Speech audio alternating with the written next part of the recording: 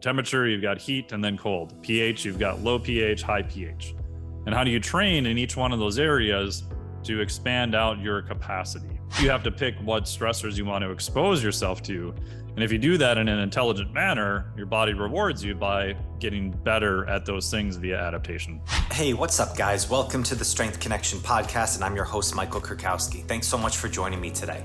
All right, in this episode, I am with Dr. Mike T. Nelson, professor at the Carrick Institute and Rocky Mountain University, and he's been a research fanatic in the world of metabolic flexibility, heart rate variability, and human performance. So Dr. Mike, he's been a leader in the fitness world for over 20 years, and in this talk, got to dive deep into both nutritional flexibility and physiologic flexibility, two certifications that he's created. So with that, we'll get right to it. If you like this episode, you want to show the podcast some love, please rate and review it wherever you're listening. And don't forget to subscribe. You can catch all new episodes that are dropped every single week. All right, thanks so much, guys. Now let's get on with the show. All right, what's up, everybody? Welcome back to the podcast. Well, welcome back if you've listened before. If you're first time listening, thank you. I'm glad you found us. And Dr. Mike Nelson, how are you? It's so good to see you, man. I'm good. How are you doing? I'm good. Yeah, it's great to connect. As I said offline, I've been a fan of your work for a long time, going back all the way to the RKC days, over a decade or so. Thank back you. There. Yeah, so it's great to see you, and I'm really excited to chat with you. So appreciate you coming on. Yeah, thank you for having me on. Really appreciate it. Yeah. So if you guys don't know, Dr. Mike been around for a long time in the world of the Flex Diet podcast that he runs. Really gets into the details of that term optimal performance, like we're all, into. And I think it's so interesting, Dr. Mike, because it's kind of finding the right ways to get into the details of stuff, of like what that term kind of, optimal physiology, kind of flexible dieting. I think it's a lot of these terms that we know what they are, but there's a lot of misconceptions behind it. And you do a beautiful job of really cutting through the bullshit and getting into the deep details of, no, this is the real science behind it. So we're going to dive into quite a few different topics here, but to kick this off, I'm always curious about the origin story of how you got into this world of it. So what intrigued you about kind of health and fitness, the strength and conditioning world, which eventually led you into coaching? Yeah, as far as I can remember, I was always interested in physiology and also probably engineering at the same time. I used to take stuff apart in my parents' house and never get it back together just because I was fascinated by like how everything works. And as a teenager, I spent, tons of hours I had a big 10 scale radio controlled car that I used to race. And so I would spend hours just doing my own modifications to it and putting different suspension arms on it. And because for me, it was like a fun experiment where you could do it and then you could take it out to the racetrack and you'd race against other people and see, did it work? Did it not work? Was it a good idea? Was it a bad idea? And I did my undergrad at St. Scholastica in Duluth, Minnesota. The original plan was to do a Bachelor of Arts in Natural Science and then go to Michigan Tech and do a Bachelor of Science in mechanical engineering. And so I started there and started lifting around the same time. So I was a 6'3" eel-shaped rake, like about 156 pounds. And this is after puberty, after all your growth spurts, all that kind of stuff. And I thought, well, I should probably learn about lifting at the same time. And I realized you can do the same thing. You can apply knowledge and you can test it out on yourself and see if you're doing something that's correct or not. And I remember taking anatomy and physiology class as an undergrad, which is interesting because they actually had new cadavers they got in every quarter, which is pretty rare as a undergrad college. Anyone could sign up and take anatomy and physiology. It wasn't just pre-nursing or physical therapy or anything like that. And that was fascinating because I'm like, oh, you get to see on the inside and you get to see what everything looks like. And the guy who taught it was really, really good. It was at a private Catholic college.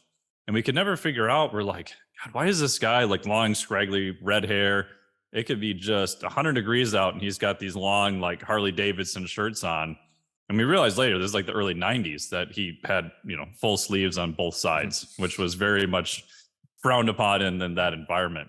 Right. But he was great because he was very good at explaining everything. And so I'm like, oh, that's fun.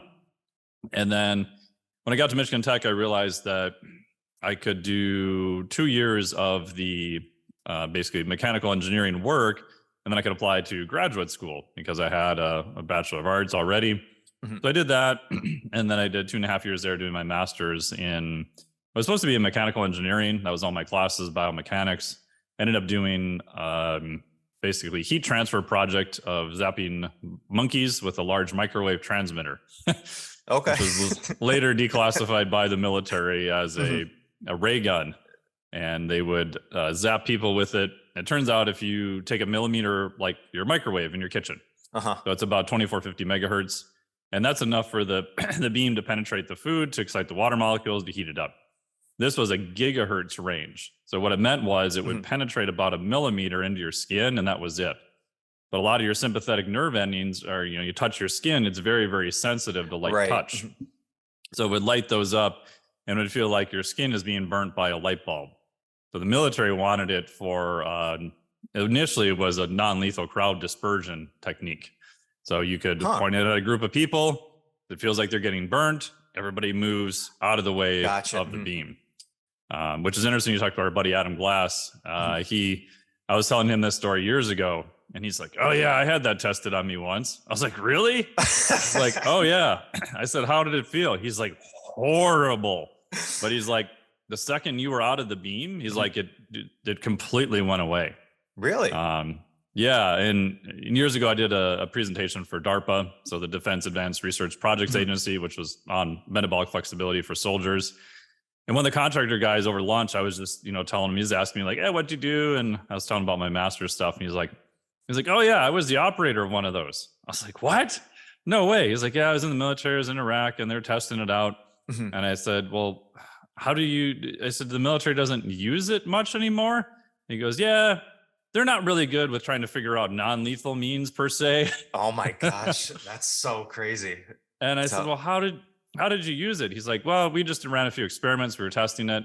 And so we would use it for non-lethal crowd dispersion. You point it at a crowd of people if you needed to get guys through."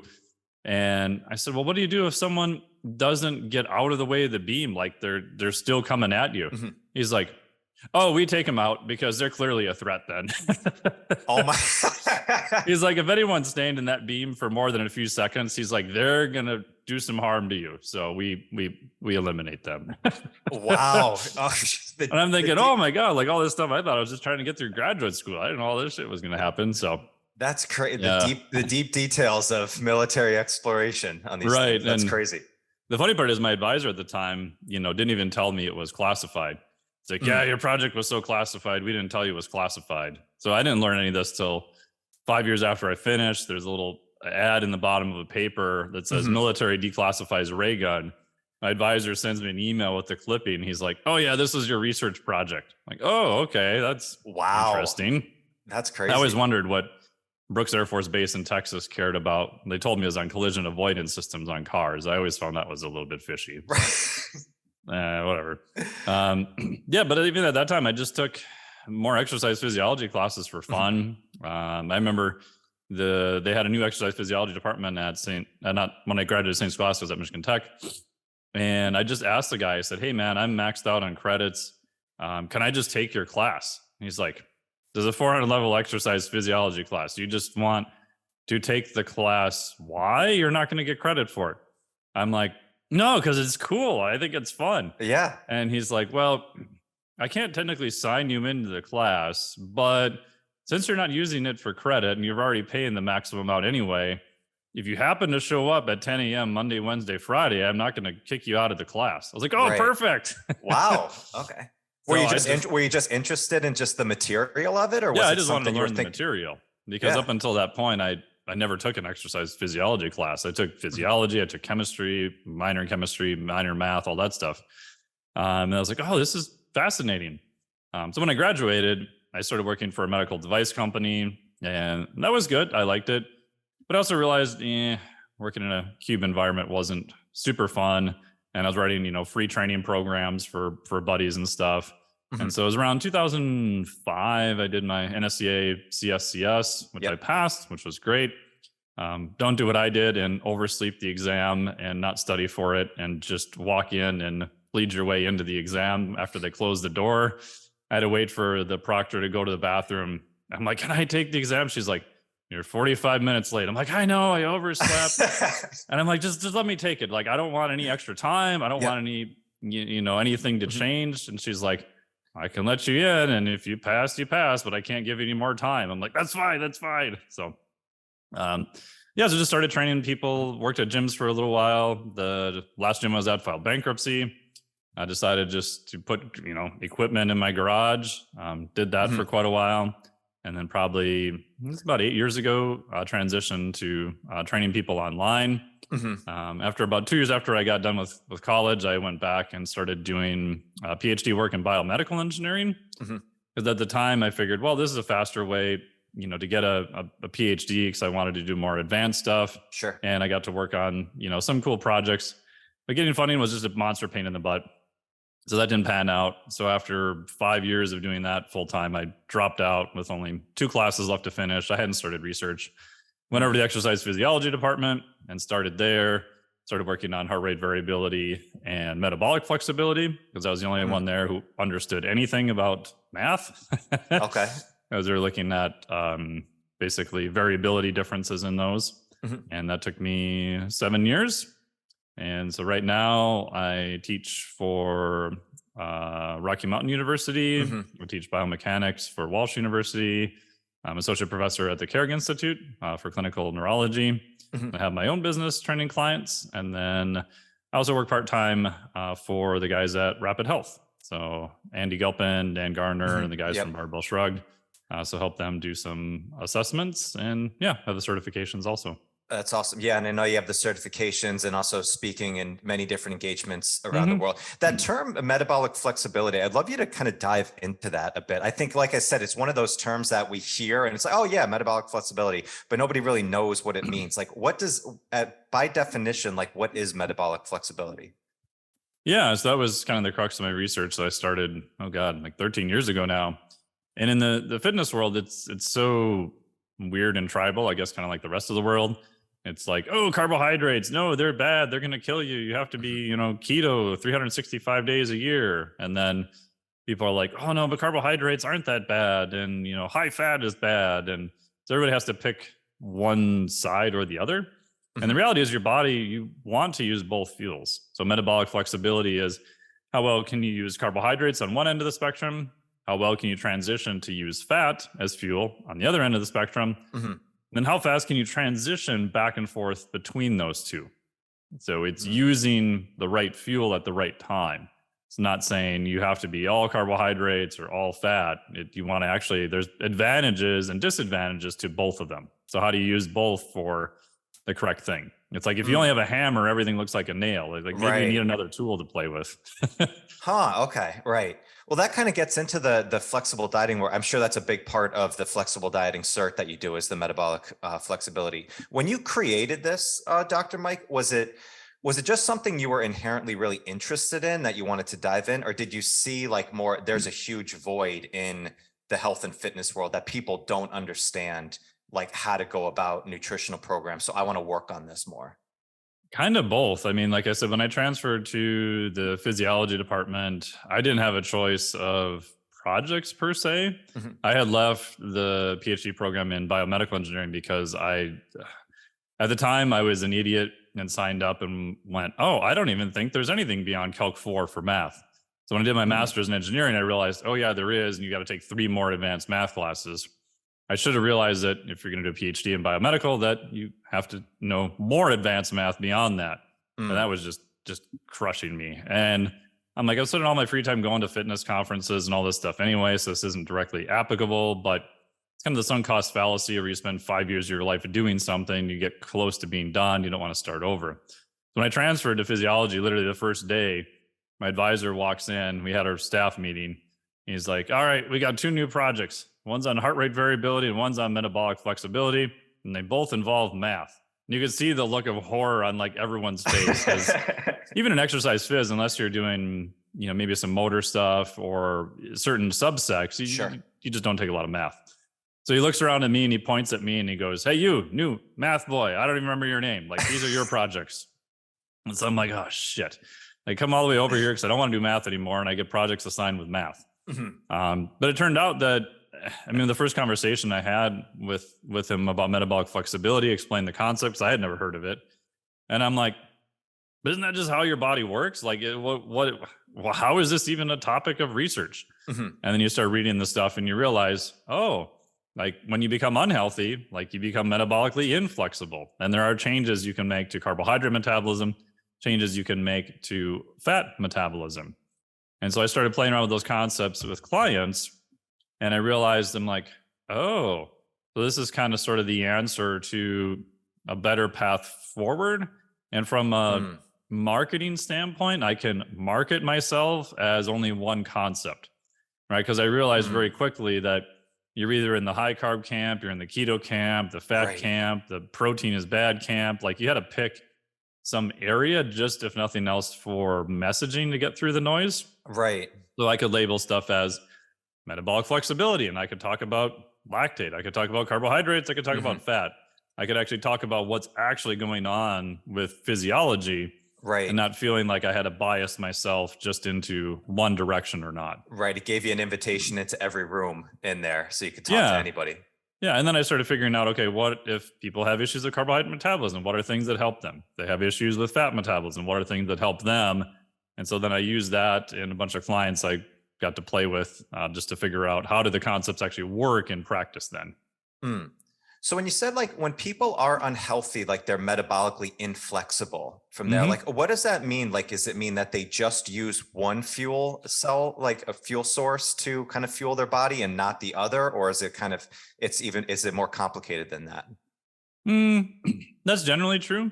So you can think of the fuel sources as on like a dimmer switch, right? So if I've got a dimmer, I used to DJ at a radio station. I did a death metal show, which was pretty fun. But everyone's seen the DJ, right? Where you've got a record on one side and record on the other side. So imagine the right record is carbohydrates, the left record is fat. And you can change via dial, like how much percentage you want of the one on the right versus the one on the left. You can transition back and forth between the two. So they're all in the body kind of on this dimmer switch. They're not really on or off per se. So you would find people who became metabolically inflexible, like say type 2 diabetics, right? So most people think of type 2 diabetes, they go, oh yeah, it's a carbohydrate metabolism problem, which initially it does start off that way. If you have a harder time using carbohydrates, your body tries to solve the problem by putting out more and more insulin. So you can think of insulin as a fuel selector switch, which I stole from Jeff Volek. So high levels of insulin, like after you eat 2 Pop-Tarts for a meal, hormonally will push you to use carbohydrates, right? Because your body's like, hey, we just had a whole bunch of carbohydrates that come in. We should probably use those fuels that are present now. When insulin is low, like after a period of fasting or low carbohydrate intake, that actually pushes your body to use more fat as a fuel. So what happens in like a type 2 diabetic, which is a grand oversimplification, but the tissue becomes less sensitive to glucose, starts having issues. The body says, hey, we've got blood glucose. We don't want this blood glucose to elevate it. It has to stay very tightly controlled. It does elevate as the disease progresses. But the immediate solution is just get blood glucose out of the bloodstream. Just shove it in tissue, muscle, fat, liver. Don't care. Just get it the hell out of the bloodstream. So one of the ways it does that is by pushing up your basal levels of insulin. Insulin will then drive it into other tissues. But over time, you need more and more and more insulin. So if you look at type 2 diabetics and you just pull a simple insulin measurement on them, or 24-hour analysis would be C-peptide, you'll see their baseline level of insulin is going up and up and up over several months to several years. So what happens, and because of that, the body is now being sort of blocked from transitioning to use fat, because normally you need lower levels of insulin to use fat. So you've got a carbohydrate metabolism issue on this end, and then you've got a fat metabolism issue on the other end, and you're getting constricted and scrunched from both sides of the spectrum.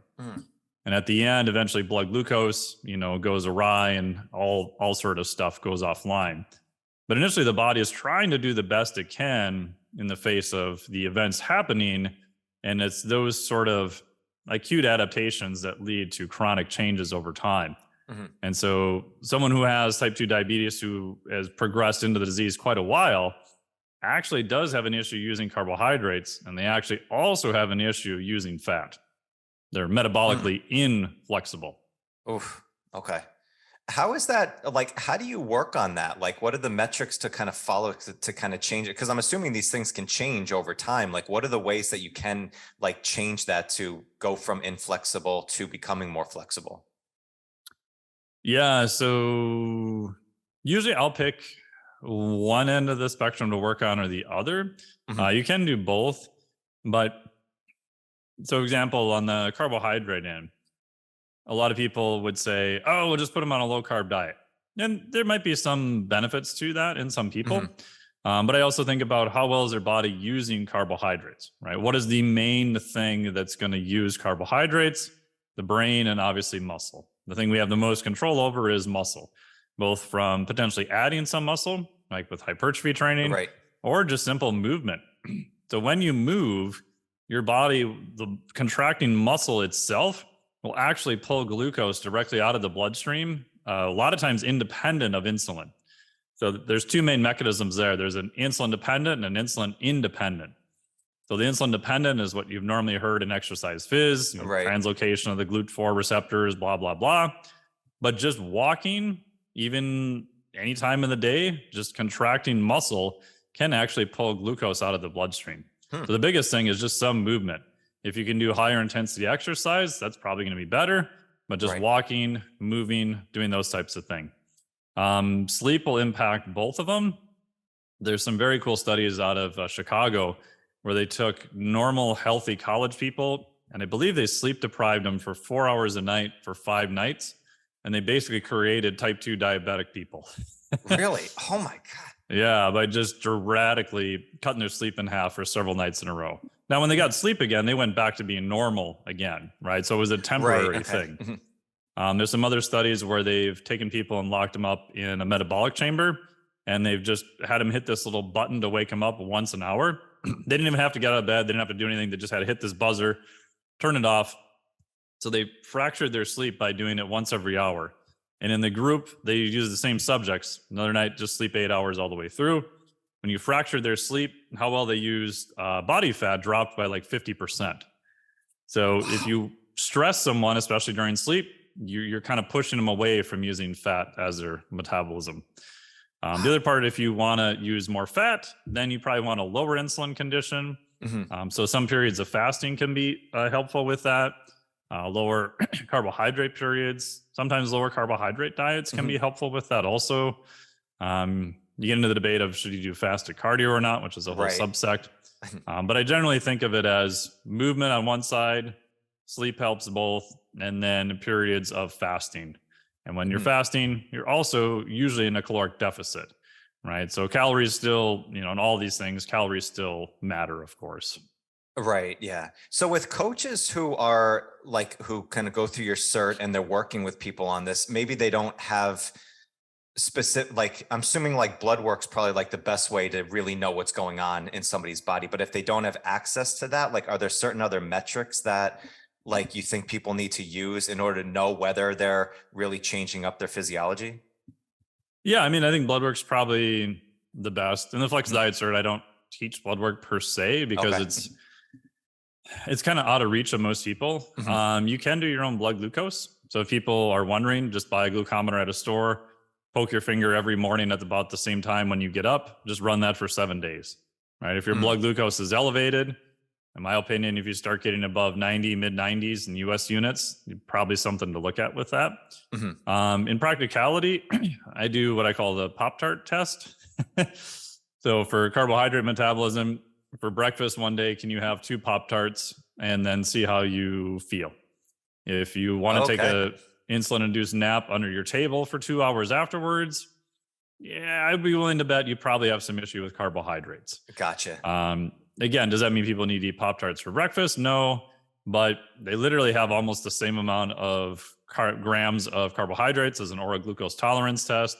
You can get them at any grocery store. Mhm. They're virtually indestructible. The ceramic coating doesn't even melt in your toaster. So if you're looking for something that's like probably going to survive an apocalypse in terms of food, that's about as far right on the spectrum as you can get, Right. right? So So if what you we do well heard with is you that, heard it here. Dr. Mike recommends you eat Pop Tarts in the morning, everybody. So yeah, I still get lots of hate mail for that. But if you can, to me, like my argument is you're probably okay in relation to glucose because you're doing it first thing in the morning. There's nothing else in your digestive tract. You haven't exercised. Yeah, if your sleep's a mess, it's probably not going to help it. And then on the use of fat, can you do a longer period of fasting, ideally 19 to 24 hours? Yes, you're going to be hungry, but you should feel relatively okay. Like you shouldn't feel like a crumpled mess and you're going to gnaw your arm off because you're so hungry. Right. So if you can do a longer fasting period, then I would say you're probably pretty good for fat metabolism. Again, these are, if you said, hey, I want a field test of something somebody can do anywhere with no technology, nothing else, that's what I would use. Yeah. You mentioned before with the fasting and also fasted cardio. I know that's always been something that people have gone back and forth of the benefits or not or so. Like, have you seen, is there like more of a benefit to doing it? Is it really not that big that it's kind of more by feel versus person? Like, what's your thoughts on that? Yeah, I mean, so in fitness, whenever you mention fasted cardio, people assume that you're doing it for body composition reasons. All right. So for body composition reasons, maybe, right? I can point to some studies that showed a higher use of fat. The only real study that's been done on it that compared it was the one study Brad Schoenfeld did that everyone brings up, which is a good study, but it was done in females. It was 4 weeks, was relatively short. They didn't use metabolic carts, so we don't know what fuels they were actually using. But in that study, it didn't really show for body composition any significant differences between a group that did fasted cardio versus the same group that did cardio, but they were in a fed state. Right. So if it has an effect, I would say it's probably more on the minor side. But I think in practice, it's actually easier and is something that I actually do recommend. There's some older data looking at fasted cardio versus non-fasted cardio in terms of health metrics and the use of fat as a fuel. So fasted cardio does appear to be a little bit better for that. There's some data looking at it in relation to upregulation of insulin sensitivity, like GLUT4 translocation and other mechanistic stuff. Fasted cardio does appear to be better for that. And to me, the other part is if you're doing low to moderate intensity cardio, you don't really need a lot of carbohydrates to do it. And fasted cardio is actually just easier. So what I found in practice was like, hey, get up in the morning, get on a bike and just, do a half hour, maybe an hour if you really want to get after it. If you're doing zone 2 cardio, which is all the rage now. Right. The questions you normally get then is like, oh, well, what do I do for a warm up? Like it's so low intensity, you don't really need a warm up. Right. Oh, well, what do I eat beforehand? No, don't eat anything. If you want to drink some water, great. Just get on the bike and go. So you're taking that period of time before they do it. They don't have to do anything else to get ready for it. Right. And I found if you can just make it more simple, the odds of people getting it done are higher. Even just go for a walk in the morning fasted. Granted, that's very low intensity. It's probably not even really exercise. Yeah. But if you need to warm up for your walk, like you got some other issues you need to sort out ahead of time. No doubt. Yeah, no doubt. So I just find that it's easier in practice. And from a fuel standpoint, I actually want to hedge my bets to using more fat as a fuel. Right. Now you get into debates of there's some data showing that may not really change a lot depending on how much food you've had before. My buddy, Dr. Jeff Rothschild is doing some work on that. So there's a debate on, do you absolutely need to do fasted cardio? If you really want to accelerate fat burning, how long do you have to be fasted? I've done some stuff here with my metabolic cart, and one of my clients, Ryan Baxter, just did this experiment the other day with his metabolic cart, and he got a result by doing a 15-ish hour fast versus I think it was around a 10-hour fast in terms of using fat. But again, these are super far down in the weeds of people who are trying to 100% maximize everything. Right. So fast cardio is beneficial. Is it a magical thing that's going to rip fat off you in a record time? No, but nothing really does other than some scary drugs you probably don't want to do. But I do think it's beneficial both from practice and maybe on the scientific side, which can be debatable. Yeah, that's always the thing. I mean, with fast, I've had conversations with every aspect of people. I've had it with coaches, researchers, also just general people who are curious about intermittent fasting and stuff. And I think, I mean, if the body composition major changes, if you're doing fasting, is probably it's a combination of you're in a calorie deficit and you're expending more energy than you're taking in from there. I know personally, Dr. Mike, like I started just training fasted years ago, like just by happenstance and just necessity of needing to train early in the morning. And I just did, and I didn't want to have a meal beforehand. So my last meal was usually around 6 o'clock the evening before. And I was working out somewhere between 6 and 8 o'clock the next, morning. So, 12 hours or so. And like body composition wise, everything had always felt good, but mentally, like I always felt just more cognizant. Like I always felt just more engaged in just the practice of it. So I don't know if there's any physiological real benefits on the strength training side with fasting, but it does seem like mentally it's easier to get kind of into what you're doing when you're in a fasted state. Yeah, I would say in practice, I have clients that do both, right? I mean, from a physiology standpoint, if you're doing it like you're doing it, there's going to be no loss of muscle glycogen, right? Muscle glycogen, even if you did a 24, 48 hour fast, isn't really going anywhere unless you did a lot of muscular work, and so unless you're, did too much Ambien and you're running around your house in the middle of the night and you don't remember it, right? You're not doing a lot of muscular work sleeping. So there's no reason glycogen is going to be super low, and it's not, your fuel isn't going to be a rate limiter. Some people I find just perform better fasted. Like it's usually mentally they feel better. And that kind of makes a little bit of sense, right? If you've had a big heavy meal, you're going to divert blood flow into your gut in order for digestion. Most people don't do good lifting after a huge meal. Some people do better with a moderate sized meal. Some people do better fasted. I think it's just kind of finding whatever works best for you. Right. So it really always comes down to what kind of the individual aspect of it, right? Yeah, I think so. I mean, you could, if you said, hey, I want to do everything to 100% maximize muscle gain, yeah, maybe consume some whey protein or collagen for soft tissue and muscle beforehand or during might be beneficial. But I can't really point to a study that's done that versus not doing it. That's a theoretical benefit. Right. Okay. So kind of going into like the physiologic flexibility that you have, and I know there's like the 4 different intervention points, and I want to get into that, but kind of between both like the nutrition flexibility and also like the physiologic, like, do you think like people should focus on one first versus the other? Or is it better do you think like if you can like work on both of them at the same time, that's really going to be the most beneficial? Yeah. So how I set it up was the Flex Diet Cert covers mainly nutrition and recovery. There is a module on walking and NEAT and a module on exercise, but it's mostly on the nutrition recovery side. And I said, that's kind of like your level 1. So when I ask people, I'm like, hey, if you're pretty good with exercise and nutrition, like 80-ish%, yeah, you probably start with level 2, which would be the physiologic flexibility. Okay. So what I did is took the same concepts as metabolic flexibility, right? You've got fats and carbohydrates, 2 fuels that you can switch back and forth. And then I was wondering, I'm like, oh, so what if you extend that concept to you as an entire physiologic organism? What are some things for advanced work? What is the framework that you should model stuff around, right? Because if you go into, recovery, trying to be more antifragile, resilient, it's, take this supplement, like, put cold water on your face, stick this red light up your ass, what it's like, whatever it is, right? It's this random, and even people who have really good stuff in the field, it's in one area. It's like, oh, breath work is the key to doing all of it. Right, yeah, I like breath work. I think it's awesome, but what physiologic effects are you trying to do? Or cold water or sauna, or no, just do high intensity. No, just do low intensity.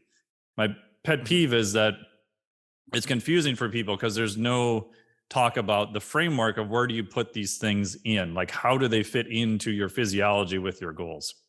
So with the physiologic flexibility, what I came up with is these things called homeostatic regulators.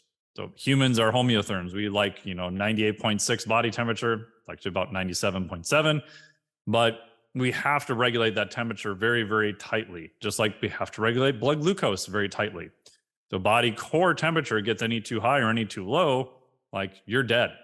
But we have adaptation mechanisms. You can go in a sauna for a period of time. You can go into cold water. You can go into temperature extremes. And we know that those are actually trainable, right? We've got a whole wealth of science on heat acclimation. There's some better science coming up now on cold acclimation. So we know that you can adapt within that range. And if we look at like pH, like your pH has to stay within a very tight range. Talked about blood glucose or fuels. And the last one is oxygen and carbon dioxide. So those four main areas are kind of your four main homeostatic regulators.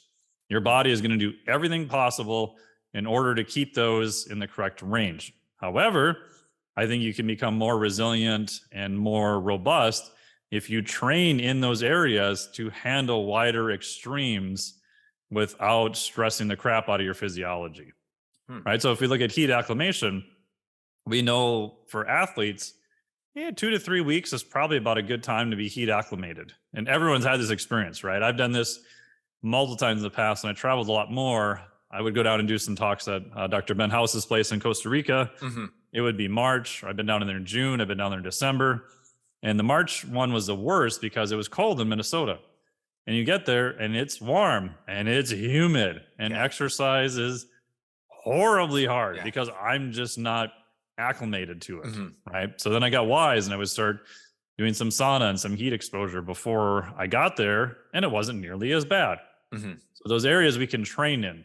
So the physiologic flexibility is set up to how would you train on, say, the top side and the bottom side. So temperature, you've got heat and then cold. pH, you've got low pH, high pH. And how do you train in each one of those areas to expand out your capacity? And it's my belief that the greater your buffer zone in each one of those areas, right? Assuming your sleep is okay, your nutrition and exercise are not a dumpster fire, that's the key to advanced recovery, longevity, and being more robust, anti-fragile. Right.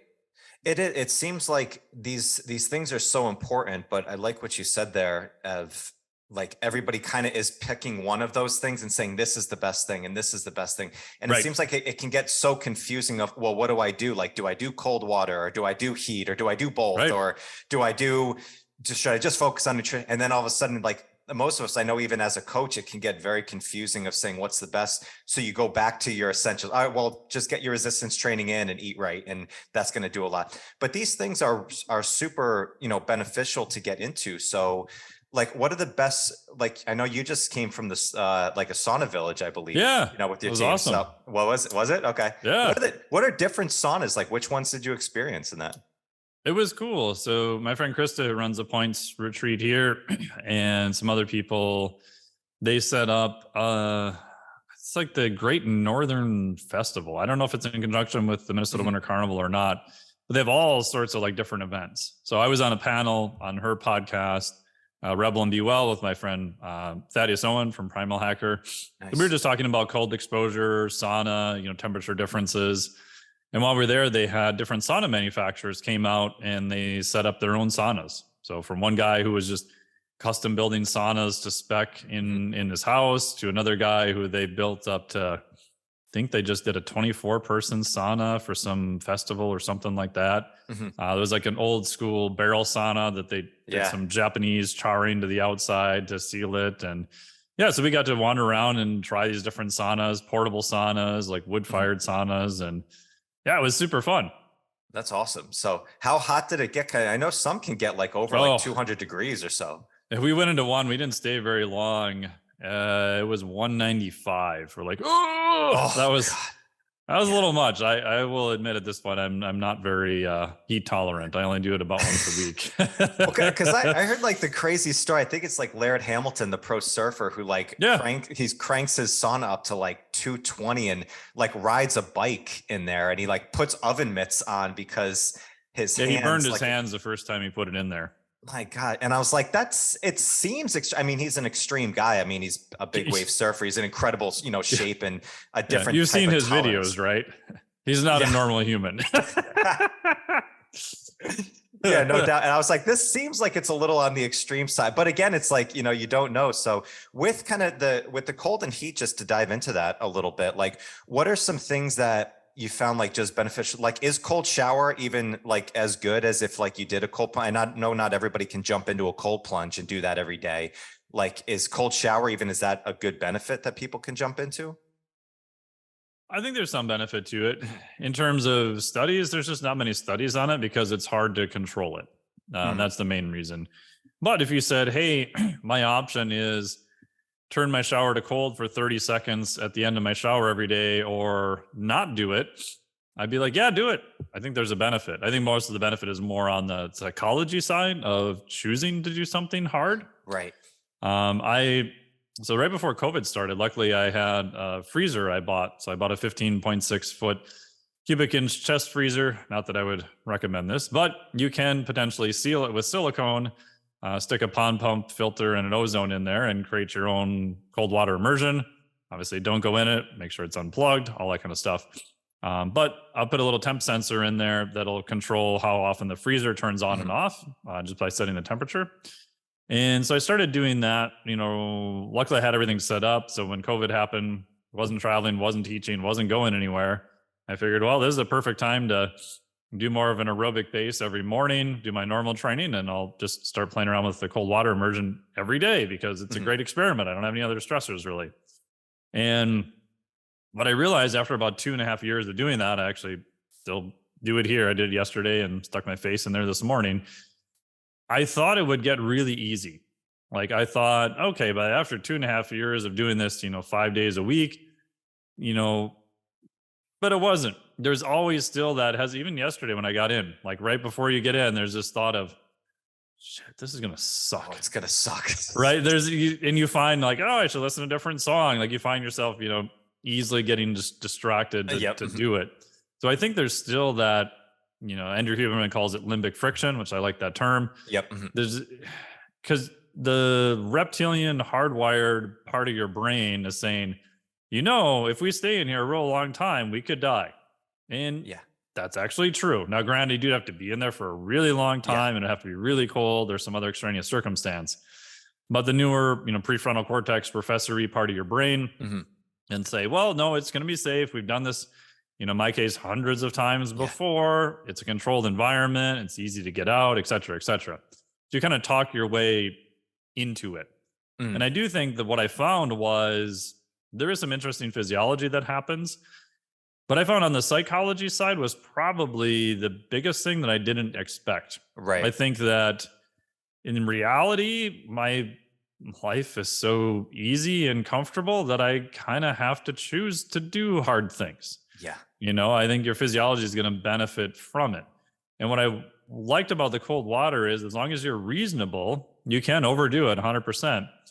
It's something hard that you choose to do every day that doesn't take a lot of time and you're still actively making that decision, which I do think probably transfers to other things. So when you're at the airport, taking the stairs with your suitcase as opposed to the elevator, right? Parking farther away, at the mall, whatever. Like all these other little things that I think those decisions become a little bit easier, or only eating one donut instead of 10, Right.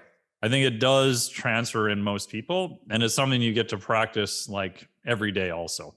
Yeah, it is. The cold is that one thing that I've seen, that voluntary suffering. I think the psychology, and I know there's the physiological benefits of it in there, but it seems like the psychology greatly outweighs it, especially at the beginning of like, because you do like, I do the cold shower every morning. Oh, nice. Every morning it's like, do I want to do this? Like, no, I really don't want to do it. And then you get in, it's like, all right, just step in. And some days it feels a little better. Like this morning, I don't know if it was an extra cold, sprout that was coming out, but I'm like, this fucking sucks. And it's like, but you get through it and you do it. And then it's like, okay, like I accomplished that for the day. And it is, I think a lot of these things, there's such good benefits to it on the science front for your body. But the psychological benefits of just voluntarily stepping into doing something challenging, it must be hard to really weigh that into like an experiment or like actually like research. But I don't think you can really overstate that. Yeah, there's some interesting studies. One of them, I don't want to say the researcher's name because I may get the name wrong, but she looked at the thoughts about stress related to people, I think, going through Navy SEAL selection. I don't remember what part of it, if it was buds or what it was, and they found some interesting data that the people who tended to pass, granted, it's not 100% by any stretch of the imagination, were people with the belief that stress will make them better. Like people who had a lesser chance of not making it through thought, stress is just kind of a negative thing and you just kind of got to figure out a way to get through it. Right. Which goes back to, was it Carol Dweck stuff of like growth mindset, and all that kind of stuff. So I do think there is something also to the psychology and how you view stressors in your life. So one thing I try to teach in, especially the Phys Flex course, is you have to pick some stressors in your life, because if we remove all of them, like your physiology just goes to shit. Like if we park your ass on a couch for 10 years, like nothing good is going to come out of that, right? We chuck you into outer space and you don't do any counteraction, and we remove the stimulus of gravity, man, you lose bone loss like crazy in months. Like your baroreceptors reset, muscle just gets stripped off you. So your body's like, screw it. Hey, we're not doing anything. We don't even need gravity here. Right. So I think you have to pick what stressors you want to expose yourself to. And if you do that in an intelligent manner, your body rewards you by getting better at those things via adaptation. Yeah. That's why, it's interesting, Dr. Mike. It's something I've talked about quite a bit with my own personal clients, of like connecting that physical and that mental practice both together. I've had some kind of debates with people about meditative practice, because I think meditation, there's a lot of great benefits to it. I mean, the Definitely research says that, but also if you're closing your eyes and envisioning overcoming all these obstacles in your life while you're in a 70-degree room, like super comfortable listening to soft music, it's like you're in a really comfy environment when you're thinking about overcoming all this stuff. No, if you actually move that into doing a, cold exposure or a challenging kettlebell workout or whatever it is, connecting both of those together. I think John Danaher, the jiu-jitsu coach, talks about this so perfectly with his athletes of like, connect both of them together, and then it's going to really stick a lot more for you. Yeah. And the cert, I call it a stress lesson, LESSEN. So it's kind of a double meaning, where what lessons can you learn from stressing your physiology, right? Because we've all been around people who, we'll say, may not choose to apply a lot of stressors to them. And if a stressful environment happens, if I were to pick people to be on my team, they kind of go to the bottom of the list. Sorry, because you're unpredictable. I don't know what's going to happen, right? I would much rather pick someone who has chosen to stress themselves and to be able to control their response. So they have practice, they have reps at doing it. Again, it doesn't 100% mean it's going to transfer over, but odds are it probably will. So when you get in the cold, how fast can you control your breathing? When you're doing high intensity stuff on the rower, I think there's a time and a place to go, balls out, breathe in and out of your mouth as hard as you can. Like your goal is absolute performance. Great. But like what Brian McKenzie, Rob Wilson have talked about, how high can you go just nasal breathing, right? Knowing that you can open your mouth at any point and it's going to suck less, right? But I think there's a benefit to doing that at a moderate to high intensity and pushing that. And so the stress lesson is, what do you learn from doing those? Because you'll find your mind wants to go in all sorts of crazy places. And then you're literally lessening the stress response, right? I think if you can control your physiology, you can just simply look at heart rate. Right? If we measure heart rate in someone, we drop into 40-degree cold water and they just can't get control of their breathing, they can't do anything, their heart rate is just going to stay elevated longer. Right. Versus someone who, maybe the same person, maybe we teach them some breath work, we get them to kind of use their breath to get control of their autonomic system. Now their heart rate is going to come back down faster. It's literally the same person, even the same exposure, but we're giving them a tactic, a technique, a tool, so that we're lessening that internal stress. The external stress is still the same. The water is still the same temp, et cetera. But I think there's a lot to be learned from those and doing those things on purpose. Right.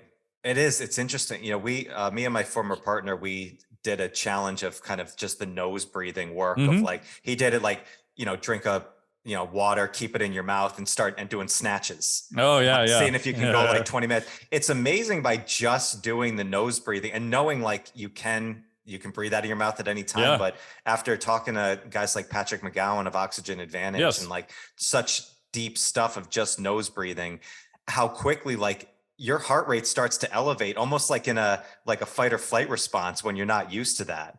But the adaptation like comes very quickly afterwards, and you realize how much more stress you can handle just from that little adaptation. Yeah, and what I do this formally is you can do that. I use the rower a lot. So for a lot of CrossFit people I work with or worked more with them in the past, one of my tests would be, okay, go row a 5K, only breathing in and out of your nose. And then let me know what your performance was and what your max heart rate is. Right? Because for a lot of them, by the time they find me, they're like burnt out, stress cookies, like they don't know what to do. Right. Their aerobic base has been destroyed. They just, 2 Metcons a day and that'll fix it. And then they plateau, right?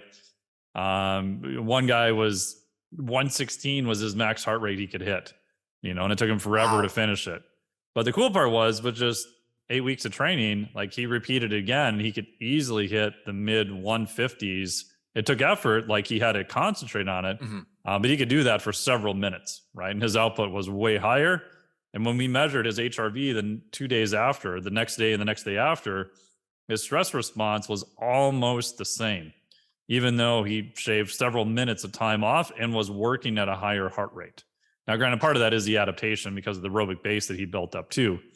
But, I kind of use those metrics. You can pick anything you want just to show what is the performance, how hard was it, and then what is the actual stress the next day. So what is the cost on your physiology by looking at the heart rate variability?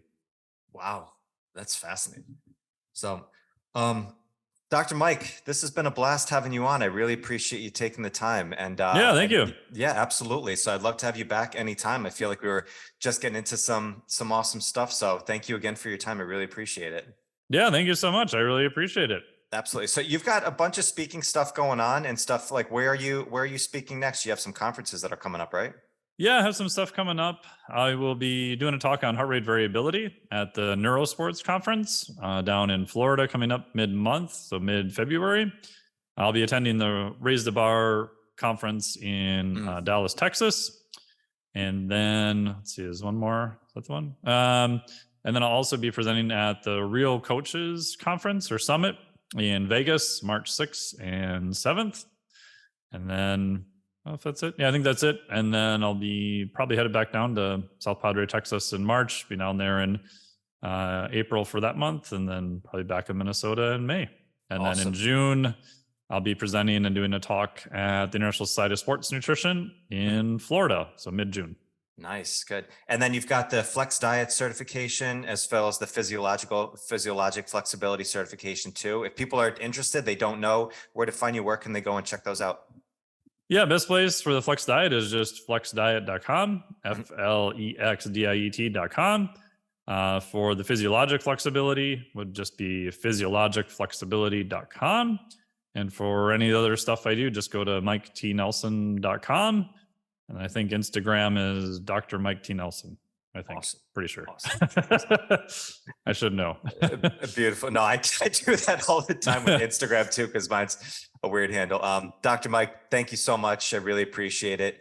Listeners, go follow Dr. Mike if you don't do so already. I'll catch you guys on the next one. Peace. Thank you so much for joining me today. I hope you found some great value here. And if you like this episode, please drop a comment and leave us a 5-star rating and review. It does more to build the show than you can imagine. And do not forget to check out and join the Strength Connection Facebook group. In this group, I share the biggest takeaways and lessons from these amazing conversations, as well as training and strength tips for pursuing mastery and fulfillment in life. This group is filled with individuals looking to take full control over their strength, and it's the perfect space to explore new ideas and to share your journey. And you'll also get exclusive access to these Strength Connection Mastery Seminars. It's a deep dive into the physical, mental, and spiritual training that you can begin using immediately. So do not wait, go now. Seriously, go. All right, much love to you. Thank you so much, and I'll catch you on the next one.